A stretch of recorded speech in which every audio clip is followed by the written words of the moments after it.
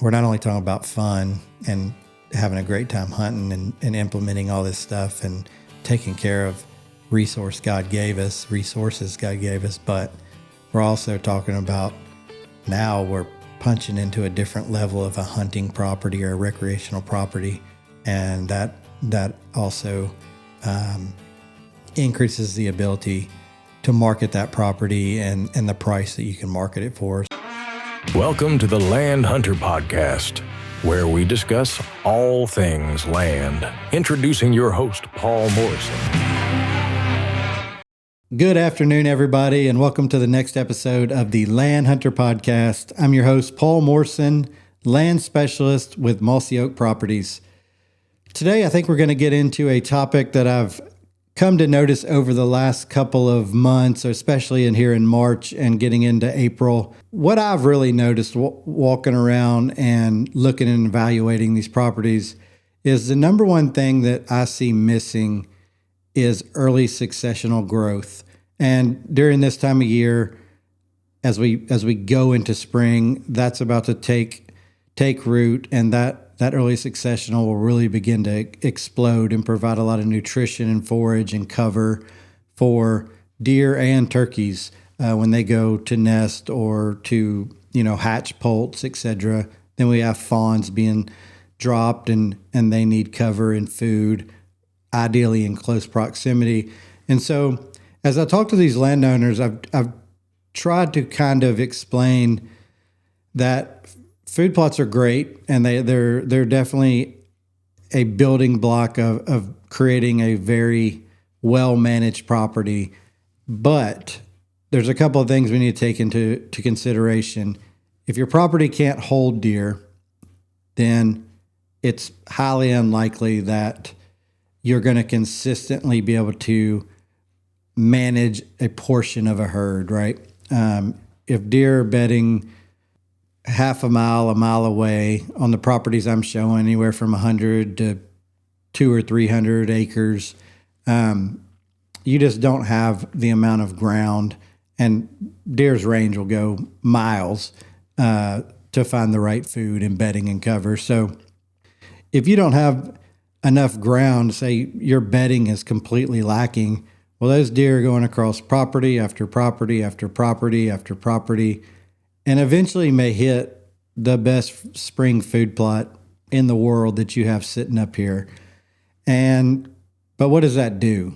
It's, they're usually showing up in the middle of the night.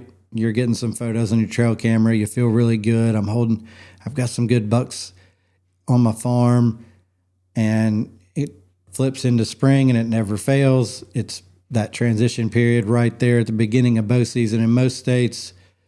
Oh, I'm not getting them anymore. What happened? And, we refer to it mostly as a fall shift, and a lot of it has to do with cover, forage, pressure. There's a lot of factors. But back to early successional, that's what I've identified as most lacking. And on my farms and farms I've managed, I've really taken a look at a lot of research, and some of it's been by Craig Harper at University of Tennessee, other guys at University of Georgia, Mississippi State, you name it. And when you really read through all that research, you see that early successional habitat is really the foundation of a management plan to increase, whether it's carrying capacity, whether that be ensuring the optimal nutrition for antler development and lactation for to feed does or to feed fawns from does, cover for poults, like I said, cover for fawns, recruitment into the next generation of that species.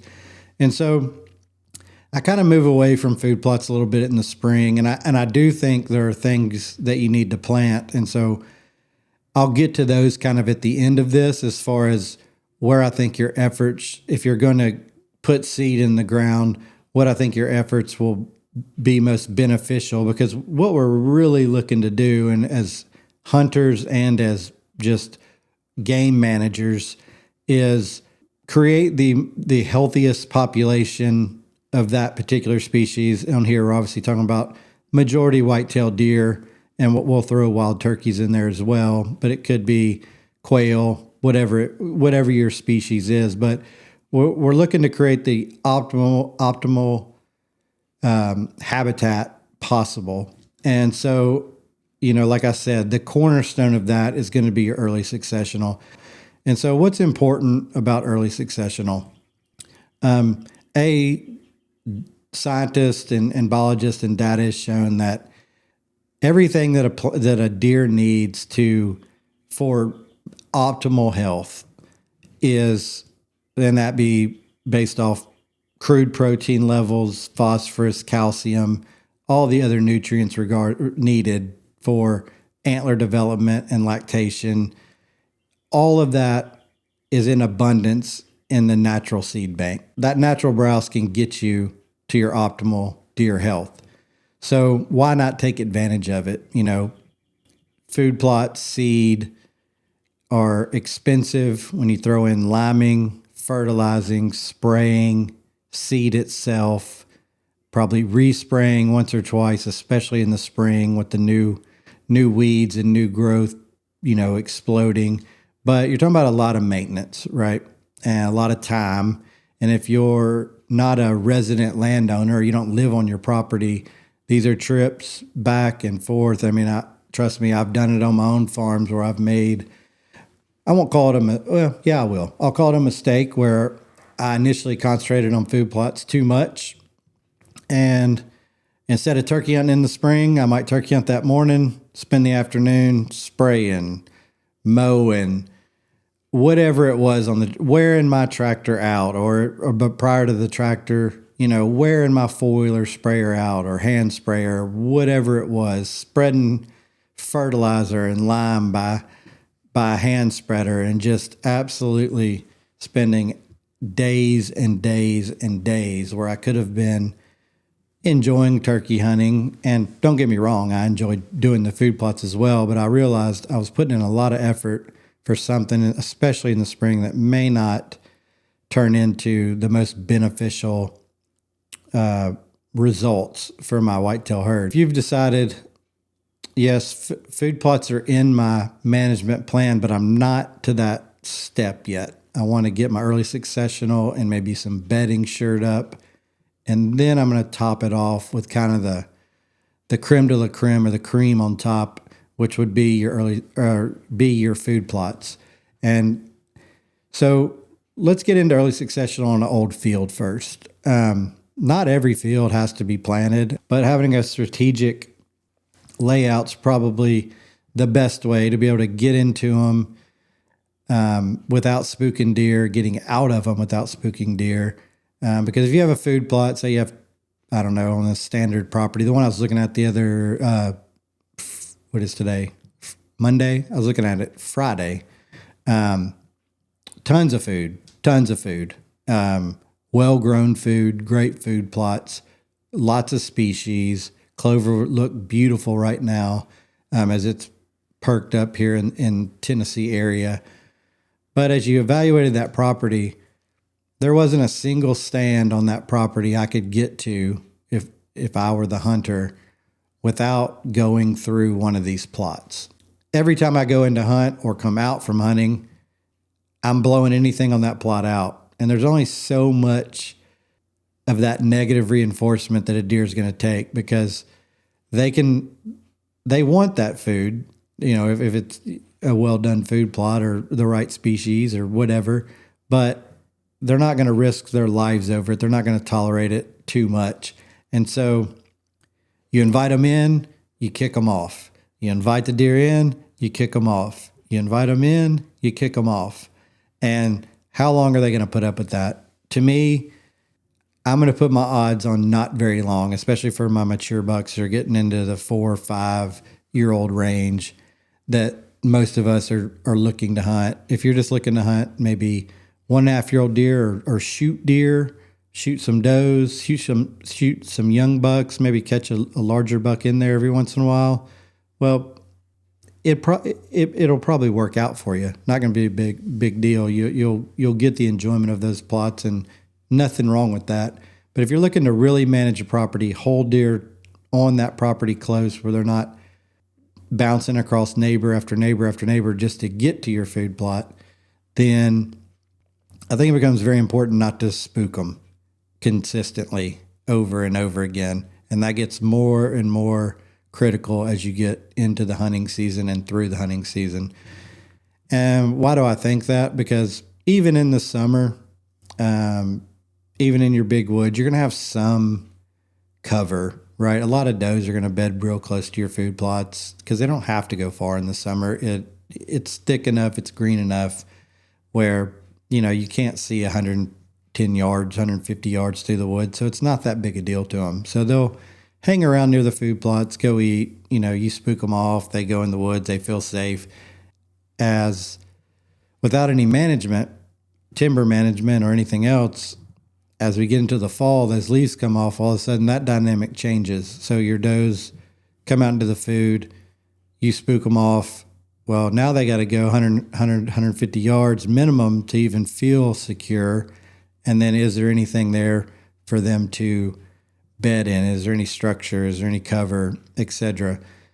And we'll get into the bedding part of it. But you can just see how during hunting season, where we're getting into the limited time of resources, that late summer, fall, and then especially winter, you're getting to where deer need food the most. And so that's where I would concentrate my efforts as far as food plots. I would concentrate mostly on fall food plots.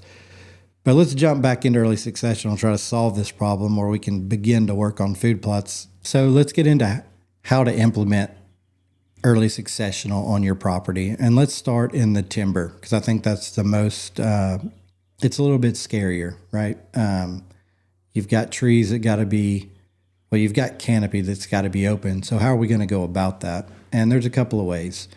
Well, there's many ways, but probably the most common is you could bring in a logger or forester, have him mark the trees, undesirable species, whatever it may be, set up a timber plan, and have portions of your property select cut, very select. And so they're opening up that canopy and you can determine that percentage, whether it be 50, 70, whatever your number is, and have them do the work for you. You may get some money back or at least have some roads and things created while they're doing that. So there's some benefit there. They're going to have the big machinery, have to get it in there, building nice roads. This is more of a large scale. If you got a 100-acre farm and you just want to open up the majority of it and let sunlight get in, that's where you're going to have most likely a logger come in and you should recoup some money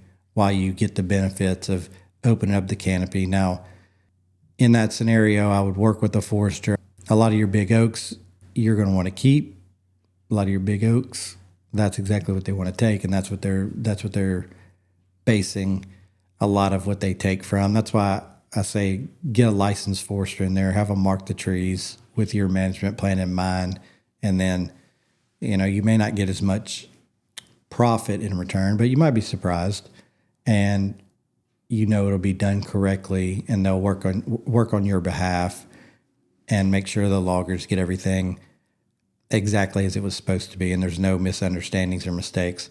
But that's on a bigger stand, right? If I'm doing something of large acreage, I would say 25 acres or more, and that's just kind of throwing a number out there. But the loggers I've talked to, they're not showing up to your property for 5 acres, not for free. But you could pay them, have them come in and do the work. No big deal. They probably do it, make a quick outing of it. They can get those down and out pretty fast. Your second scenario is to go in yourself. And this is where a lot of people get a little timid because it can be a big undertaking, or at least it feels like it. What's the best option here? In my opinion, if you're going to go in and do something, I would girdle the tree, and then I would spray it with Garline. Craig Harper's got a great mix that will pretty much knock it out. And so what you're doing is you're actually killing that tree while it's standing. So the first thing that's going to happen is it's not going to leaf out. That automatically lets in your sunlight. And now you're getting sunlight to penetrate through the forest and opening up that canopy, getting it to the forest floor. That's step one. That's very important. We want to get sunlight down there. Without sunlight, obviously, nothing's going to grow, and it's not going to benefit anything else we do. So, what I've always implemented, and trust me, when I first started doing this, I was extremely nervous. I did not want to hurt myself. Cutting trees down. I did not want to hurt other trees that I'm dropping these trees. So I wanted to make sure I don't cut this tree and it accidentally falls to my left instead of my right and takes out a big, tree that I value, an oak or whatever that may be, or fall out into my field where I didn't necessarily want it, or whatever that scenario is. So leaving them standing, letting them naturally die. It's not like they're just in there falling over, next year or whatever. They're going to stand for a long time and then eventually decay over time and fall down, usually in pieces. But so that's how I would go about it. So I would pick out, you can start as small as an acre, 2 acres, 3 acres. Doesn't matter. Pick where you want to establish this early successional area. And I feel like the best way is to kind of make a mosaic around your property. And in just a little while, I'll actually get into how I would lay them out. But let's say we've got a 5-acre piece picked out of timber that we want to turn into early successional. Well, I'm going to go in, I'm going to mark every tree that I don't want. So I'm going to mark all my undesirables that I feel like are taken up, have big canopies and are taken up, or will soon have big canopies if I open it up, and get rid of those. So I'm going to leave a lot of my oaks, a lot of, whatever I want to leave. I'm going to use oaks again as the main tree here because that's around the, pretty consistent around the country.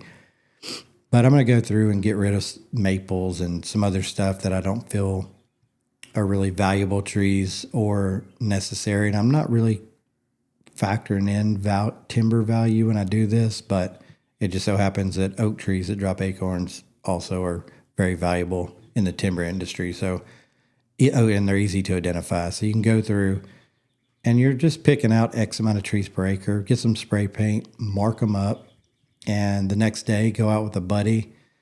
You already know your perimeter, your 5-acre perimeter, whatever shape, whether it's rectangle, odd shape, square, doesn't matter. Go in and one of y'all run the chainsaw, girdle it. You're just going in through the cambium layer, maybe, half inch at the most, probably get through there. He'll come behind you, spray it, put a little dye in your spray so you know which trees you've sprayed, which you'll probably see the girdle as well, but spray it, head to the next one, head to the next one. So you're girdling as fast as you can girdle, the next person's spraying. And then you'll see over time, quick time, those trees are going to die out completely and not relieve, and you're going to have a lot of canopy open up, a lot of sunlight hitting the ground floor. Now we've got sunlight in. Our next step is, what do we say, a soil disturbance. And so even with open canopy in let's say a hardwood forest, you're probably going to have 3 to 4 at least inches of leaves stacked on the ground. And under those leaves is your soil and your seed. And some sunlight's going to stimulate some growth, but we're not maximizing anything. So the next thing I would do is we've got to disturb the soil. The quickest, easiest way, cheapest way, and probably the most common way is for a run a fire through there. So a prescribed burn. And a lot of times this takes place just before spring green up or just at spring green up for a lot of people. When you do this, especially in early season or pre-spring green up, you don't want to run a fire that's too hot. So a low backing fire, let's say flames are 4 to 6 inches tall, you're not going to kill your big hardwood trees. So you don't have to worry about setting your big timber on fire or killing those trees. The purpose of that fire is to slowly burn through. When I say backing fire, that means we're burning it into the wind, typically not burning it uphill, but burning downhill if you can. But keeping a low backing fire, and just all we're doing is turning that leaf debris and those leftover leaves, and we're burning them up, getting them off the forest floor. And so now we've done the two things necessary to let nature take its course on early successional. So we've removed all the leaf debris. We've probably top killed some mid-story trees. Some of these 1 inch to 3 inch diameter trees are probably going to get set back with that type of burn, especially if it gets a little bit hotter as well. But you're going to top kill them. What does that mean? The root system's still in play. It's still alive. You've killed everything above the ground, or the majority above the ground. That causes resprout. That's good most of the time. And if it's not, take you in there, whatever you killed the other trees with, kill that tree as well. But your trees are going to top sprout. Your natural grasses and forbs are going to come naturally out of the seed bank. And that's where you can start to monitor. You're going to see an explosion of green probably 2 weeks after you burn, depending on weather and rain, etc. But within that first 2 to 3 weeks, you're going to see a ton of browse pop up. And it's going to be extremely diverse, and it's from seed bank to seed bank, what you're actually going to get at first. And then you can start to manipulate it. So you see something you don't like. Something comes back in that's an invasive species, or something that deer do not select for. You get your backpack sprayer, you go in and you kill it, right? And you move to the next one. With any of the woody species, you go in, you garl on it with that spray, and you kill it, and you move, and so you can start to, over time, manipulate the makeup of your early successional to make it the most beneficial to your wildlife, your deer and turkeys. And probably, and it's not a Craig Harper video, however, if you don't know what plants are, I highly advise you to buy this book right here. And in the back, it goes through all the weeds you're ever going to find.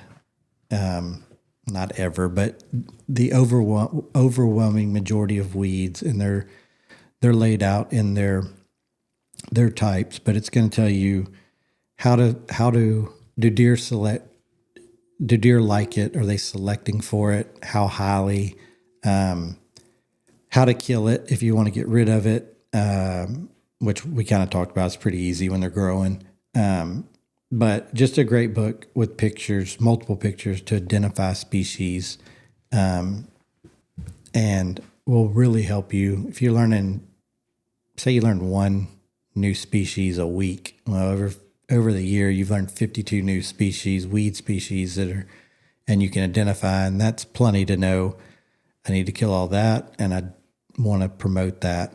And so that's kind of how you transform early successional into what you want it. And it works the same way in a field. It's a little easier in a field, to be honest. You can get on your tractor or side by side and get a spray gun, and just, you see it growing up over there, you got some thistle popping up, you give it a good spray, and you don't have to get up. But walking around spraying, do just the same with the small backpack sprayer.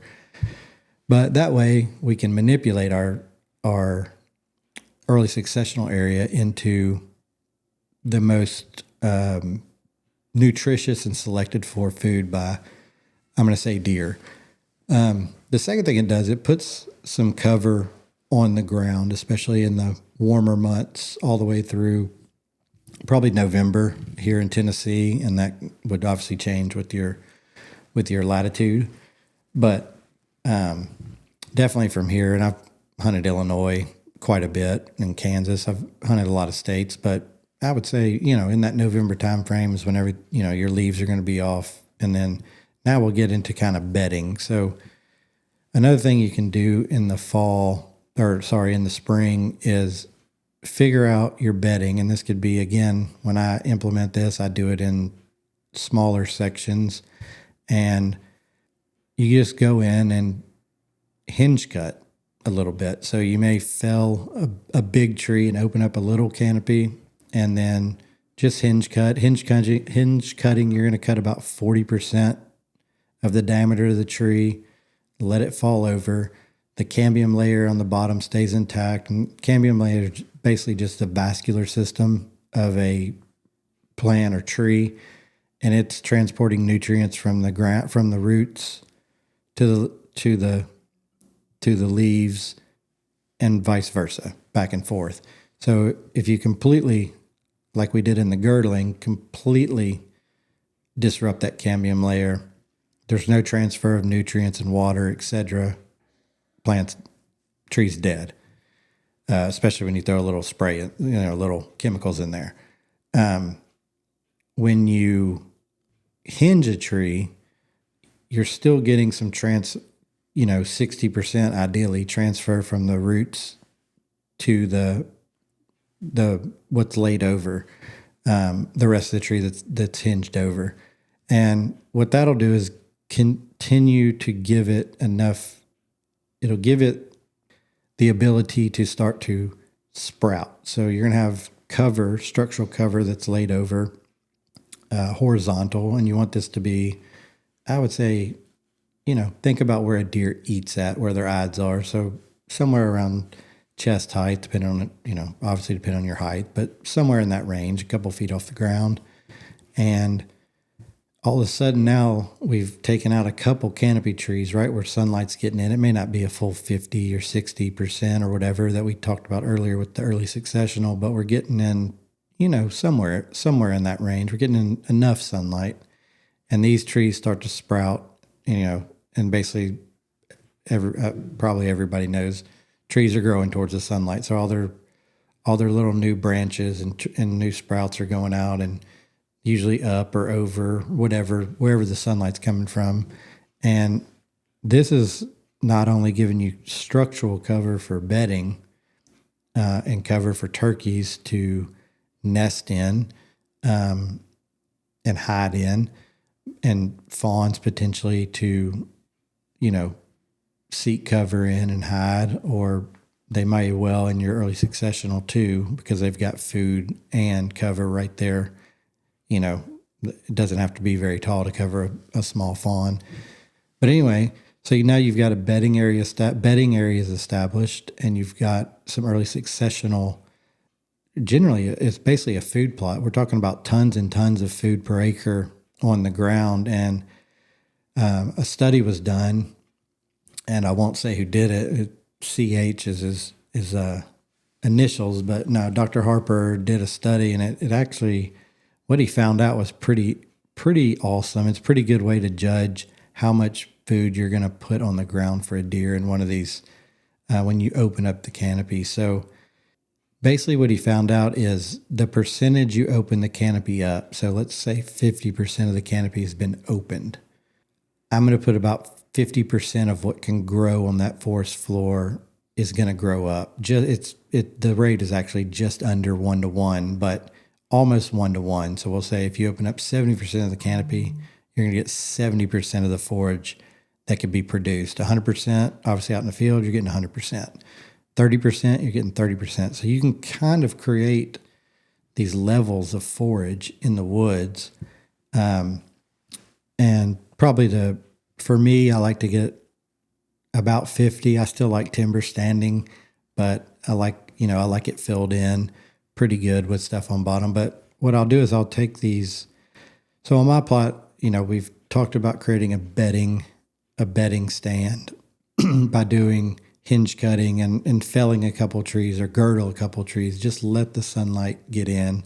On those, I like to fell them, and you don't have to do don't do anything that's out of your comfort zone, but cut the tree, get out of the way before it falls. Use whatever tools you need, wedges or whatever, to ensure its safety, and wear your helmet, your eye guard, your glasses, your face mask, your gloves, your bibs. Do it safely, but you can get in there, learn how to cut a tree and drop it pretty close to where you want it. But if you're not comfortable, go find somebody that is, or bring in somebody that is and let them drop a few trees for you. It won't take them long at all. And, you can get that out of the way, and then you can hinge cut, which is, you're probably not gonna be hinge cutting anything just that's terribly big, 8 to 10 to 12 inches, most likely mid-story level type trees. And so that's going to be pretty easy. You're just cutting in, like I said, 40%, pushing it over, get a hook and pull it over. Hopefully it just naturally hinges on its own. And I think later on we'll have another podcast about the best trees to hinge cut. Obviously there's some, I'm trying to think of the right word, bendability. That's not a great word, but that's what I'm going to go with right now. But some trees will snap. Some trees will fall over a little bit easier and hinge over. And so knowing what trees deer prefer, select for on their resprout, and which trees hinge the best, you can quickly come up with a formula and go out there and mark whether let's say 4 trees that fit those criteria. You can get out there, what those trees look like, mark them in these areas, create your bedding, and go on from there. I mean, it sounds initially, I know it sounds really, really difficult and really, really daunting, and you need some, expert degree or some vast knowledge of every plant in the woods. But in reality, you need to know what deer select for and which ones fall over the best or don't snap and are able to lay down the best. That's all you got to know. And like I said, a couple of those species, you're probably going to have plenty in there to hinge, lay them towards each other, clean out a few lanes where deer can get around. Don't just leave it as a complete mess where it's blocking everything, but make little trails that get you into bedding, getting in and out. And then you've got a bedding area, right? And then we've talked about the forage plot. And then I'll get to the last thing is what am I going to plant in the spring? Now I'm talking about food plots. We've got our bedding. We've got our early successional. Now I'm up on my fields or where my food plots are going to go. Well, what I'm going to spend the time, I'm going to lime, first of all. If I plan on planting something in the fall, I'm going to lime it with ag lime if I can get the truck in there to disperse it for me. If not, I'll go about it a different way. But it's still at that powderiness or that fineness going to take about 6 months if you work it into the soil a little bit to take full effect. So if I'm creating a new food plot, I'm probably going to run it, and I don't run disc very often at all. If I can get away from it, or if I don't have to do it, I don't. But I'm going to take my field or fields, my food plots. I'm going to run a disc over it I'm going to lime it. I'm going to run a disc over it to incorporate that into the top 4, 5, 6 inches of soil. And what that's going to do is over time, it's going to immediately start to work, but it's going to take about 6 months for that lime to really have the full effect of on your pH. So I'm probably not quite at 6 months when I'm ready to plant my fall plots, but I'm getting there. And then I'm going to spray it. I'm going to spray it a couple times. I want a super clean plot when I go to plant in the fall. So I'm going to let the weeds get up, and you can let them get up 4 to 6 inches, run a sprayer over it, kill them. Inevitably, more are going to pop back up later in the summer or whenever. Kill them again. You can use, glyphosate really is what I burn them down with. If I got something really, really tough, you can go into other different types of sprays, 2,4-D or whatever it is. And, but if I don't have anything planted prior to, I'm just going to burn those down. Or I may go in, if I'm on that, probably on my first plot, that's what I'm going to do. Till it up, work in the lime and burn. And when I say burn it down, I don't mean with fire, I mean with chemicals, and just kill everything. Keep it killed. I don't want any, well, I want it to be a brown patch the whole summer. So when I'm ready to go in the fall, I can maybe hit it one more time with the spray to kill any new, probably won't have cool season guys coming up just yet. But your August, September time frame when you're probably planting, go in, plant into a clean seed bed, and then, and then fertilize and do all the things that go with the food plot. Or you could put in like a cover crop that'll suppress the weeds by shading them out. So a real popular one that a lot of people use is buckwheat. It used to be really inexpensive. It's not quite as inexpensive anymore, but grows just about anywhere. It is a fairly large seed, so you want to make sure you get it down to a depth of, I would say, at least a ½ inch, in that range, maybe 3/4, and let that grow. It'll grow really fast, and just terminate it before it seeds out, or you'll get it back. Volunteer plants back and back, year after year. And then that'll sit there and basically completely shade out your weeds. And you may have to spot spray something here or there, but for the most part, you're gonna have your weeds completely shaded out. And then in the fall, a lot of people go through and just plant right into it, run it over with the cultipacker or whatever, and spray it, kill it. And you may have already sprayed it at this point, but kill it, spray it, and it's basically no different than when they, throw thatch or anything else over growing grass seed out in a neighborhood where they're building a house or whatever. It just retains moisture, keeps the heat off of the ground, does a lot of things beneficial. But so for me, every food plot I plant, I'm going to have some kind of screening buffer around it. And a lot of people do this with switchgrass. Now, I will tell you, switchgrass, it's definitely can be planted and used, but it's probably going to take a couple of years to get to the level of where you want it as far as height and thickness. So what I did on my last farm, I planted switchgrass, but I moved into the plot a little further. And then on the outside, I actually tilled up I would say it's about an 8 foot wide. It's probably maybe 10, probably 2 strips with my rototiller, and made a nice seed bed and obviously killed all the weeds, and then put in like Egyptian wheat.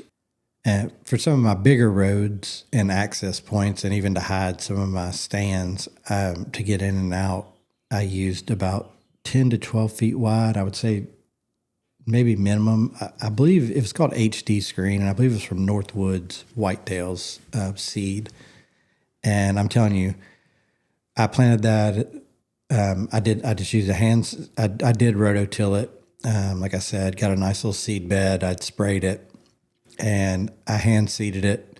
And it's pretty light hand seeding, actually. You got to try not to spread too much seed. And I fertilized it, and I'll have to get some pictures. I know I have got some somewhere, but that HD, I mean, it got probably 16 or 17 feet tall. It was crazy how tall it was. I had to get for one shooting house, I had to have my wife lift me up in the bucket, and I was up there just trying to chop holes, cut holes in this HD where I could actually see through the screening into, to my food plots. And I was set back off a little bit, but like I said, that stuff worked great for me. And I wouldn't use it around food plots probably, but any like access roads or things where you just don't want to be seen, it worked great. And I think after I was done in the late winter, late season, it does some of the bushy stuff in the middle that's growing up between it kind of dies off, and you can see a little bit through it. But so for there, I might add a little Egyptian weed in there. I don't know if that HD would shade it out or not, maybe on the edges of it on each side. But anyway, Egyptian wheat or anything that's got no food value to deer whatsoever. So, switchgrass, no food value. Egyptian wheat, no really food value. And this HD screening from Northwood's Whitetail, no food value. But that way, for your access, I guess I got away from the food plot. My food plot, I would love to surround with switchgrass long term, but it is going to take a little while to get that growth up to, to really the right height for, to kind of just buffer deer being able to see in and out. So while you're waiting on that to grow, maybe put a little Egyptian weed on the outside, and it typically has no problem in any soils I've ever done of getting it, 5 to 7 feet, sometimes plus on that, and thick enough to where, and it stands up well. I can't say that I've tried it in heavy snows. I've tried it in maybe 4 to 6 inch snows here in Tennessee, maybe once or twice, and it seemed to do fine. But for the majority of the year, worked great for me for just buffering my food plots. And why do you want to do that? Well, I'm trying to, and this is kind of another Jeff Sturgis practice, is I'm a big believer that does will bed as close to your food as they comfortably can, period. So if they feel comfortable being 10 yards off your food plot because you've got a bunch of screening, you can't just see out into it, they feel safe, comfortable, they've got a little structure around them, that's where they're going to bed. If you've just planted right up to the hardwoods or whatever and it's open and you can see 100 yards in the winter, well, they're probably going to be back 110, 120 yards, wherever they feel comfortable. They find some structure back there. So the first thing I do is establish on the edge of the food plot the long-term switchgrass and then the Egyptian wheat. And that's what I'd be planting in the spring. And then, like I said, for the food plot itself, planting those two in the spring around the edge. And you're not talking about a lot of seed or a lot of, it's very light seeding. It's not a heavy seed rate. And, you're just prepping the bed, fertilizing, spreading the seed, letting it grow.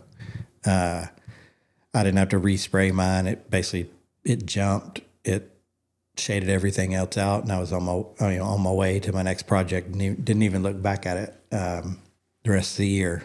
And every year it's worked perfect for me. And then as my switchgrass bank got in, I didn't have to plant the Egyptian wheat, so that made it even simpler, right? As I could take care of my switchgrass, however you want to do that, burn it, mow it, let it be. But it got high enough to where I didn't have to plant anymore. So it's kind of a short-term, long-term solution. But now we have our food plot. We have access to our food plots with the screening. We have our food plot buffered with the switchgrass or Egyptian wheat or whatever you use. I just wouldn't use any, I guess on those you could use some sorghum or whatever that has food value around the food plot. I would not use it on anywhere you're going to be walking or accessing. You just don't want food there. You don't want any reason for a deer to be there. But so now we've set up for the fall. We just got to go in and plant the food plots. Screening's there, access is there. We've got early successional, we've got bedding. So now let's think about it as, is there a way we can set this up to help us hunt? Earlier in this podcast, I talked about, guys had to walk, on this last property I looked at, immaculate food plots. Absolutely immaculate. You could tell they worked extremely hard on them and done a really good job. My only thing was, with the access, you've got to go right through them to any stand. To get to the timber, you had to go across the food. And maybe that'll work in the early afternoon hunt. You can slide in there, but then you got to get back out in dark, right? In the morning, good luck. So determining where your food plots are is a big deal. And so once you can get kind of where you want the deer to end up in your food, and that may be you have open areas already there that you can plant, or we may need to back up to the beginning, and we talked about loggers and foresters and things, and maybe you need to create a plot in the timber. So I don't think, you're not really talking a huge expense, and you could have them come in and make an acre plot here or 2 acre plot here, have a dozer come in, de-stump it, or not. You can plant around those stumps and just be ready to go. for probably not a ton of money. When I say a ton of money, I'm thinking maybe $1,000, $2,000 to create a 2-acre food plot. I don't think it would take them more than a day or two at most. A good operator, they could probably clear 2 acres in a day pretty easily. But, so determine your access, determine where you want your food. And then that's where I would determine, okay, I want my early successional here, and I want my bedding here and here. And so what we're trying to do is basically dictate deer movement. I want them going from my hinge cutting bedding, or in the warmer months, that bedding could also be in your early successional. So you've got multiple beddings. And as they move through there, they move out to my food plots. And then hopefully somewhere around or on my property, there's a destination plot. And so even if you just have a 2-acre food plot, you could make a small entrance, a little 1/4-acre entrance into that to funnel deer through and then let them disperse out into the open food plot. I'm not a big fan of hunting over food plots unless it's with the rifle and you can kind of set back. You're not right on top of it and they catch you getting in or out of the stand. I think we're back to that, invite them in, bump them out type scenario. And I just don't think it's good for your hunting. But if you can lay back or you have a pass-through plot, like a clover plot, I'm sure you've all hunted over clover plots. And if it's not a big destination plot, typically a smaller clover plot, deer may not even put their head down and eat. They just kind of walk through. They may nip here a little bit, but almost never even stop, right? And they keep moving, and then they get to where they're going. And so that's where I want to be able to hunt. You can limit your intrusion, by having non-improved habitat where you're coming from and just kind of getting straight in, straight out. You're never walking across where the deer are mostly crossing you. And, one deer may come around and smell around your tree or whatever, and that it just is what it is. But at least, it's not the majority of them.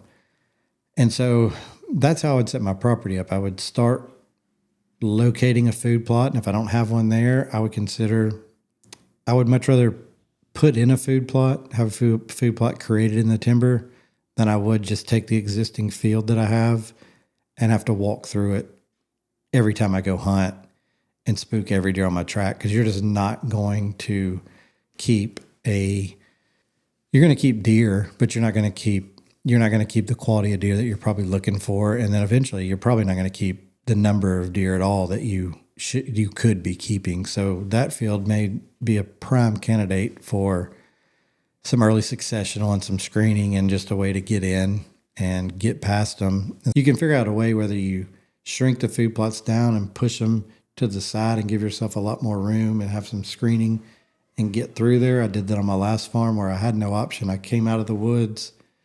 I had to cross a field.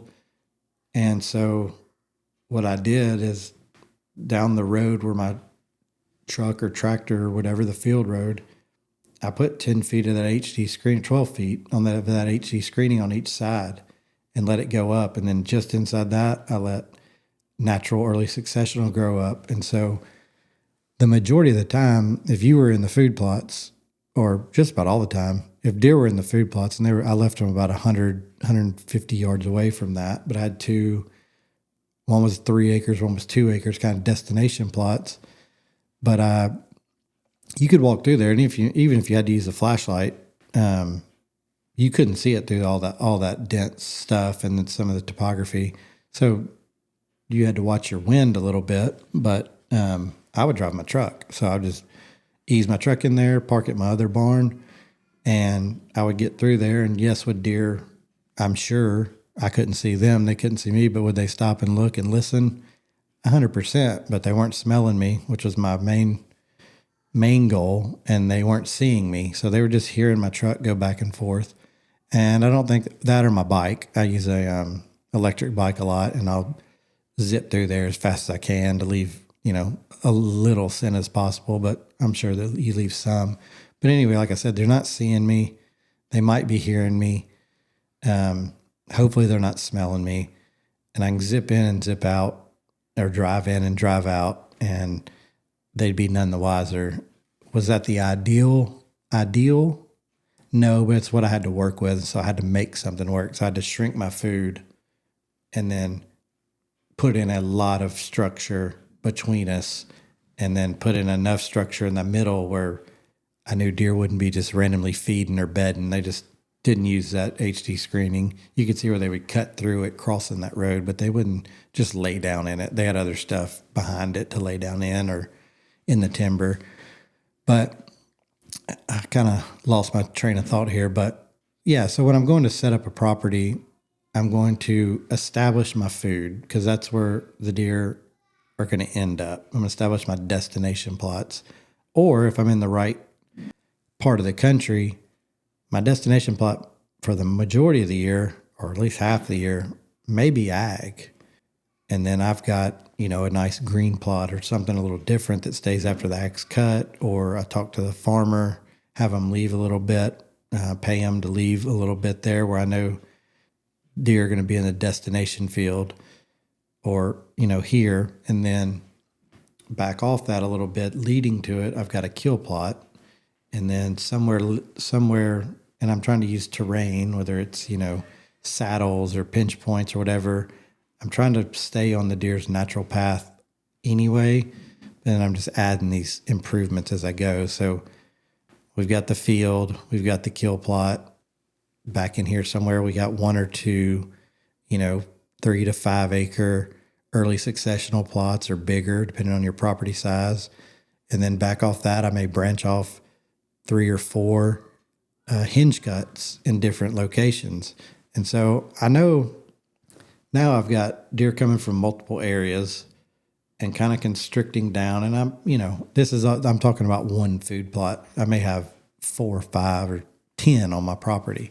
And so you can do this to each food plot, or do it to, have one bedding area, or that you build an early successional area that feeds multiple food plots. And then you just time up your hunting, right? It's not rocket science at that point. You've kind of gotten bedding established, whether it's in the early successional or in the hinge.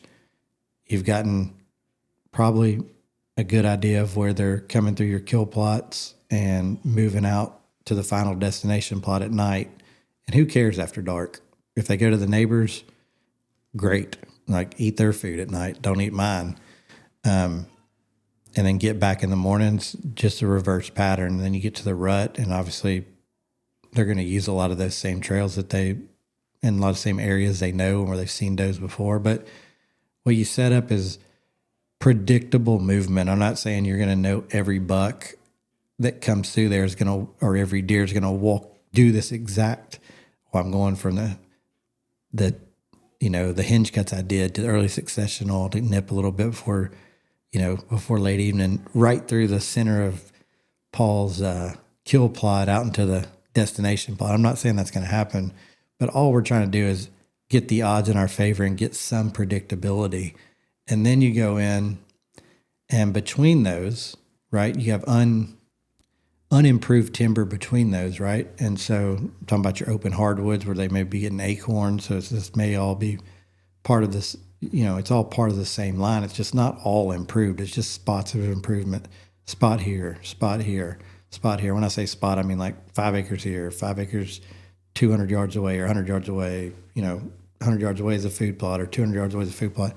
You're just getting a line of movement.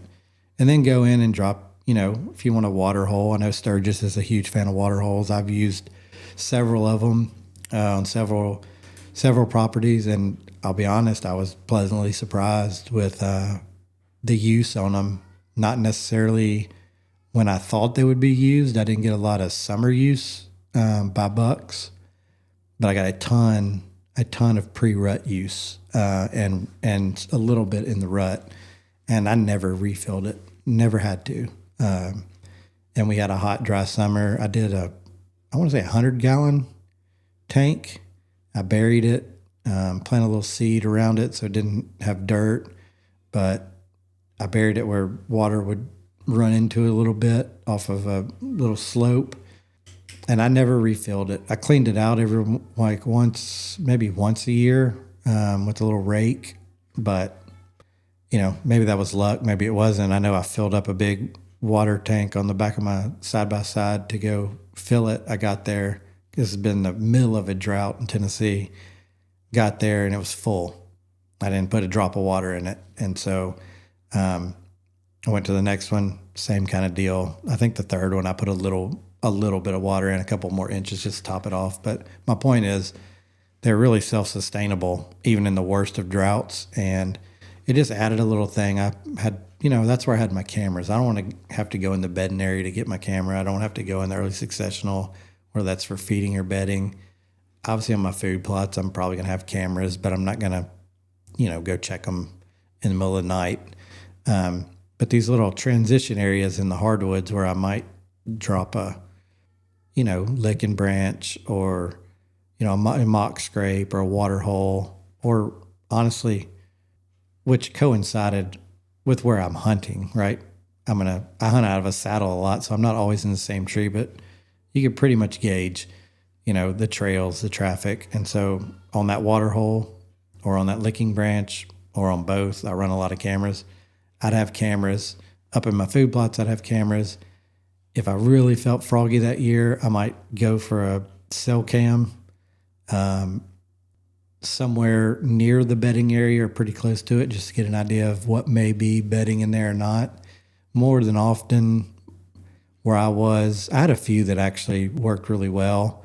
I think I had to go in there 2 years ago. I had to go in there maybe once to change batteries. It was raining one day, so I had my bike. I zipped in there real quick and changed batteries in kind of a bedding area over a scrape, and then got out, and it almost lasted to the end of the season. But if I'd had a solar panel or whatever, it would have worked fine. But yeah, so once you start developing your property, so let's talk about we're not walking through our food plots or any of our food or any of our improvements to get to our stands. That's going to make a huge difference on your hunting, more so than anything else we talk about.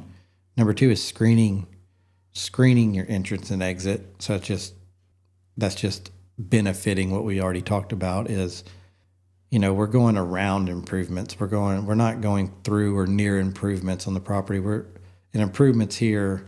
Well, we want to be coming in here and then just 90 degree over to it and pop up on the edge of the improvement. So if we've got our predicted lines of movement, and this is why I say maybe setting your trails first or second. I don't know. If you've got trails set, then you can work off of. If you're working off a new platform, or a fresh farm that doesn't have any trails ready or stuff you don't want to use, then I might set all this up and then create a perimeter trail and trails to get to these where you miss everything that's improved. But now you've got clean access as clean as you can to get in and out. You've got everything you need to hold deer year round. You've got hinge cuts that we talked about that are very simple, very easy, and you knock them out in the spring, winter, whenever you want to do them, a little bit after green up maybe. You don't have to. It's not like you're doing anything else. You're not in there fertilizing. You're not in there doing this. You may spend a day hinging, and then maybe spend another day with a silky saw or something, and just cleaning it up a little bit where deer can easily get around. And after that, that's it, man. Let Mother Nature do its thing. Early succession we talked about in the next portion is, we're spraying and girdling some trees. That's dying on its own. We're not spending any more money. We're not spending more effort. And then we're running a fire through there. The last fire we did, my younger brother and I, we literally did it all with a Bic lighter. That's all we had. I was like, you know what? We're burning this today because the conditions were perfect. Didn't have our drip torch. Didn't have anything. Had a little rake in the back of my truck. But we burned probably, I want to say 6 or 7 acres. And it took, I had a little more wind than I cared for. Not too bad, but we burned against it, and we probably burned, it was less than an hour. The actual burn itself was probably 10 or 15 minutes. maybe 20, but we used a Bic lighter. And that was it. And I don't recommend that. I would, luckily I had a green perimeter trail fire break, and we didn't have to worry about it jumping too much, but we watched it. And so, yeah, that was all we did. And that was done and ready. Then you just had to, disturb the soil or actually I was setting it back for the next year to grow something in. But so, yeah, as you get all these things set, and then you get to your food plots, right? And now next spring, I can modify my hinges a little, and I'm going to, you probably don't have to burn every year, depends on your site, but you can gauge when you get out of that early successional stage. You're going to see a lot more woody browse coming in, a lot more trees, small trees, saplings. And when they start to get out of, a deer's range, then it's time to reset it. And you go in there and run a fire, and you can do it probably every 2 years. Could be every year on some stuff. It could be every 3 or 4 years on some other stuff. You just have to kind of watch it and see and learn in that early successional stage and run a fire. But once you're there, unless trees start closing in on the canopy and you need to kill a few more trees, you're done. You've got essentially free and maintenance free for the most part, minus burning every couple of years and taking some trees out. You've got maintenance free food, and we're talking tons of food per acre and cover, and you got everything you need. And then I'm going to hone that time and effort into my food plots, because I've built the foundation. I've built the bedding. I've built the early successional. I'm going to keep animals on my property. They've got everything they need to live. 80% probably of their diet approximately is not from what's in your food plot or in your ag field, unless you're in, complete ag. But for the normal farm, especially here in Tennessee, probably 80% or more of the diet is coming from what's in the timber and what's available naturally, not from food plots, not from anything else. So if you think about it from that perspective, you set that really good foundation of, cover and early successional food. And then, man, you're really sweetening your property up when you start adding in. Now we're getting into our food plots are screened and ready to plant, in a year or two. If we need them, you kind of watch your deer density, and maybe it's not the best thing to add spring food. It's not really, I don't know that you're going to just drastically help your population by throwing out a ton of spring food. I might, keep my perennial plots going, but, my bigger food plots that are probably going to be my destination plots that are more annuals, I may not mess with them in food, or I may plant a nice dove field and a bunch of sunflowers and just have fun over that plot, and then get it ready to go for the fall. But, unless I get into soybeans or corn, which you're going to have to plant as a spring food plot that can last you through the year. But I like going with greens. I mean, soybeans are probably the most, I would guess, I don't know this for a fact, but pretty up there as far as the most preferenced food by deer, period. But if you don't have enough acreage, you're potentially wasting your money. It is hard I planted 10 acres in Decatur County, and man, it jumped up, and I was like, this is a great plot. It's a long linear, I'm talking 1 mile, almost 1 mile long. It came out to 10 acres or just a shade under 10 acres. We called it the Green Mile. And my buddies and I went out there to bow hunt. I sprayed it, kept it looking good. And they were ankle high. I was like, yeah, I've gotten through it. The deer aren't going to get it all. And when I went to bow hunt, opening day, which would have been the last weekend of September here in Tennessee that year, I sent my buddies a photo, or a video actually, and on that 10 miles, on that 1 mile, that 10 acres, we did not have a leaf left. Not a bean. There was a couple of beans, but it was essentially it was stalks. That was it. And those were your forage beans that are supposed, continue to grow, but if they get all the leaves off of it, they're nothing to grow with. So we had 10 acres of bean stalks. They made it to about calf high, and it amazed me. They wiped it out, and I'm trying to remember the time frame between when I last sprayed and when I went out there to hunt, because I didn't make it in between there. And it was probably a month or more. But yeah, we didn't have a bean, not a leaf in sight. So that obviously redirected our entire food plot plan for the winter, because we were going to leave a lot of beans standing, and then on that soil we were just going to do winter wheat, topsoil winter wheat, and let it come in. And we already had some clover and things around. But yeah, so if you don't have a lot of acreage, and beans are tough. I've done corn on smaller acreage. I planted on my farm here in Giles County. I want to say we did 6 or 7 acres, and I had more than enough corn because I complemented it every corn plot. And this is not a 1 acre stand, 7 acre stand of corn, even though I did do that one year. I shortened that plot down and probably did a couple acres of corn, but everything with corn had green associated with it. So I never just plant corn. I always have green right next to it. So green and grain. And you'll see the juries. We hunting green or grain tonight. Well, I like my plots. And in bow hunting, it's a little, you got to pick kind of. But I like them to be right there, where if they're in one, they're pretty dang close to being in the other. And so, yeah, that's kind of how my food pyramid goes. Early successional. I make sure I have bedding because I want to hold deer, hinge cuts, and that provides some especially valuable wintertime food, not to mention structure for your turkey poults and your fawns.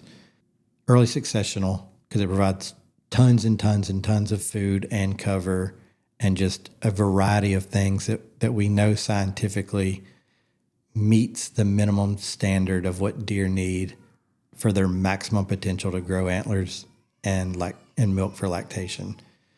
And then I get into kill plots and then destination plots at the top. And destination plots is where I want my deer to end up. When I'm headed back to the truck in the dark, I know for the most part, they're all sitting on that plot out there, and I don't have to worry about them picking me off all the time. Same scenario when I'm coming in the morning. I hope they're still hanging around somewhere out there near my destination plots. I can sneak into where I need to be, hunt them, and they're none the wiser. So I'll draw something up and maybe put on here of my farm and what I did and what made sense and how it all worked out. And did it work out perfect? No. Deer continue to come from every direction, and I have an extremely high deer density. But we had, it wasn't overpopulated. They can have some negative effects, but we just have a high deer density in that area. But so yeah, deer came from everywhere, but a majority of the deer followed these patterns that I laid out. And it's not like I came up with anything new. I figured out their trails. I figured out, why they went that direction. They're coming already from an established bedding area to a food plot, and they're using this little pinch point or this saddle or whatever to get through there. And then around or on those areas, I implemented some early successional and set some stands between different parts, and maybe added a water hole, maybe added a mock scrape. Didn't do much more than that to sweeten anything else up. And from there, made sure I had good access, slid in, hunted, and was very successful. And never spooked deer. Felt like I kept pressure super low. Got only on 105 acres. I was watching deer grow 3 and 4 years from when I first got the farm till when I got rid of the farm. Had a piebald I watched grow up his whole life. He got shot at 4.5, but I had probably 10 or 15 bucks, or probably more, that I could identify every year that were on my property, not only in the summer, the spring, the summer, the fall, and the winter. They were there year round. Now, did they go to other people's properties? Yes, I had neighbors with them on trail camera, but they were on my property 365 days a year, and that's about all you can ask for. And most of the time, if I can hold them there in the daylight and increase my cover, increase my browsing, their browsing ability, and then give them some food, like I said, I don't care if they head off to the neighbors after dark, because you can't hunt them after dark, or you're not supposed to. You shouldn't. But for the most part, it's a simple. It feels daunting when you start it. You get in there and you do a little bit, and you realize, wow, I just made a huge difference in a day. And I don't have to come back and spray next week. I don't have to come back and do anything. And so as you build your foundation, like I've been talking about these, the cornerstones, and then your food plots are what you're working on in the spring, and maybe touching up a few of these, early successional projects. But that's really it. So, if I were to start with a brand new farm today, and like the ones I walked all month, every single farm, when the customer asked me, what food plot would you plant? I said I wouldn't plant anything. And I walked them through a very briefer but very, very similar scenario of this. I said, the first thing we got to do is access. The second thing we got to do is, this farm has got to have some cover, some structural cover, and some early successional.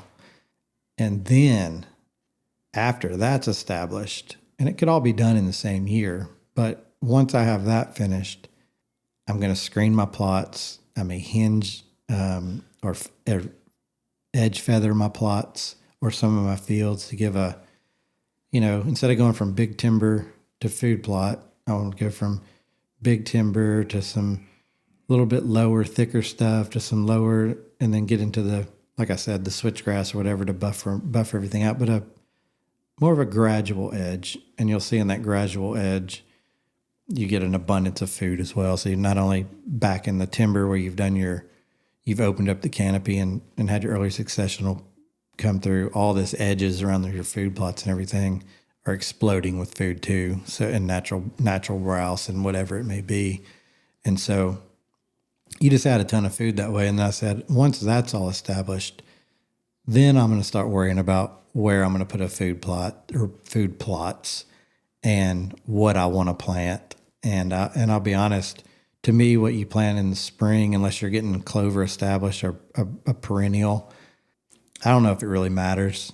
Spring's a time of abundance. And if I'm to the point on my property where all I got to worry about is that last 5% of topping my property off with what seed blend I want to go with, well, I know I'm in a good spot.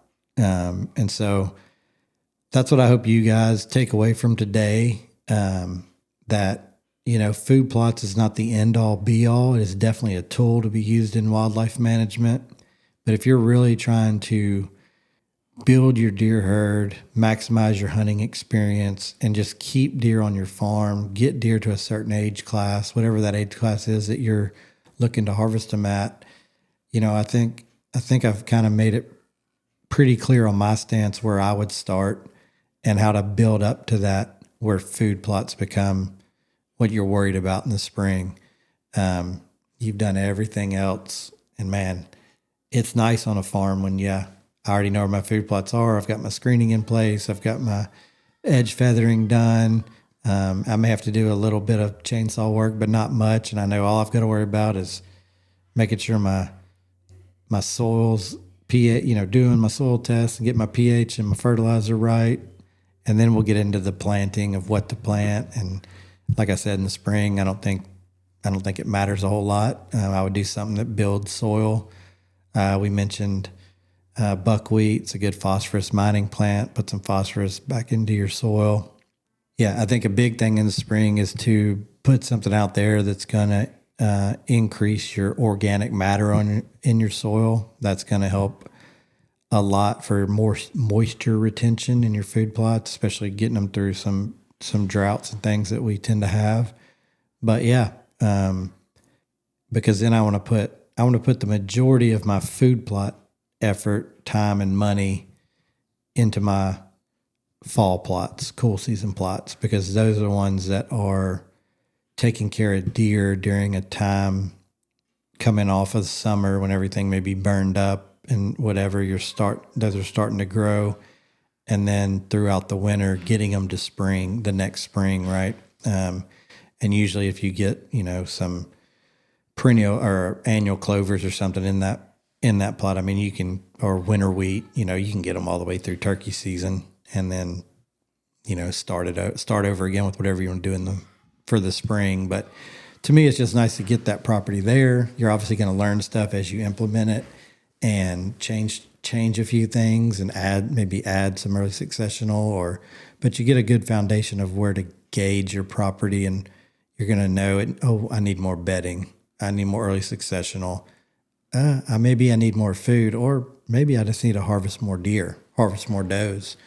And so once you get to that point, then I think you can make informed decisions about what you really need to do to optimize your piece of property. And until that point, I really don't think you can make those conclusions because, I'll go back over the last month on just about every person I've taken to a property or evaluated a property for is question one is, well, what food plot should I get in here? And a lot of that other stuff's taken for granted. And granted, some properties already have some of this in place and they've got a clear cut or a good select cut, and you don't have to put in much chainsaw work, if any at all. You may just need to run a fire through there and make it even simpler. So you've got to evaluate your property, but I would start with those fundamentals that I talked about in early successional, and then I would work my way into food plots. So that's kind of where I stand on that. And, I think there's a lot of science behind this to back me up, and I'll put some links in the show notes to kind of introduce you to some of that if you haven't read it. And there's several, there's a lot of books and things out there that I've gone through, and I pick pieces out of everybody. I'm a big skeptic, so I'll take pieces of what people say and kind of put them into my own, what I think is right. But then I like to look at the science and the data behind it to put a little science behind the art of creating a property. So anyway, this one's gotten long enough. I hope that was helpful. If you have any questions on early successional, feel free to leave a comment, ask a question. You can shoot me an email. Feel free to contact me. I'm happy to walk you through it or get you with somebody who can help you out in your area. I'll be happy to help you out around Tennessee area. But yeah, I think you'll be happy with how your hunting and your property progresses over time. And then, as this channel hits on all the time is, how can we enjoy our property and also maximize our profit or maximize our return on investment? And I think you'll find as you implement these, the property becomes more enjoyable. It's a much better hunting track. All of a sudden you've got bigger deer, trail cam pictures of bigger deer. Everything's kind of turnkey. Like I said, you've got everything in place except planting stuff every year. And so that is adding a lot of value to your property. The ability to be able to get big deer on camera, harvest big deer, harvest a lot of turkeys, hold a number of deer and keep them healthy, and have your food plots and kind of turnkey stand sites in place. Obviously, some are going to change a little bit from year to year, but you've got kind of your major travel corridor stand sites and have stands there. We're not only talking about fun and having a great time hunting and implementing all this stuff and taking care of resources God gave us, but we're also talking about now we're punching into a different level of a hunting property or a recreational property. And that also increases the ability to market that property and the price that you can market it for. So just didn't want y'all to think we are talking hunting and habitat management, but like I said in the introduction podcast for this all comes back into return on investment. And so like I said, enjoy your property, maximize your property, and then the return on investment is usually going to take care of itself. So I'm hitting a pretty long podcast here. I love this stuff. I could talk about it, as much as you wanted. But yeah, if you got anything out of this, please like and subscribe. It'll definitely help the channel out, help us to grow. And if you're looking to buy or sell property in Tennessee or anywhere else in the United States, feel free to give me a call. I've got a great network of real estate agents across basically, I would say, all 50 states, definitely all lower 48 states. And I'd be happy if I can't help you in a state that I'm licensed in.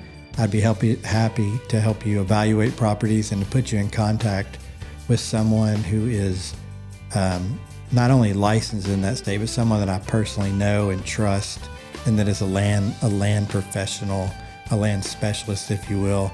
Or if you're in Tennessee, I'm happy to come out and evaluate it, meet with you, and see what we can do. So until next time, I appreciate it. If you got anything out of this, share it with a friend, and I'll see you on the next one. Thank y'all.